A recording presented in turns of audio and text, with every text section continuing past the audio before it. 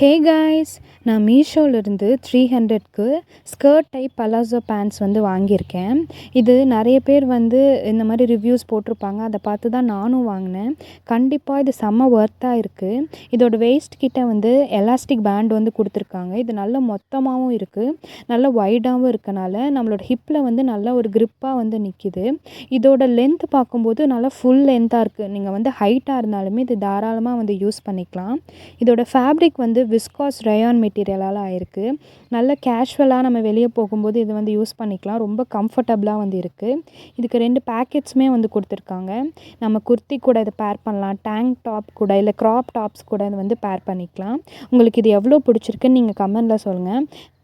நான் இதை ஸ்கியூப் டிசைன்ஸ் அப்படிங்கிற பிராண்ட்லேருந்து வாங்கியிருக்கேன்.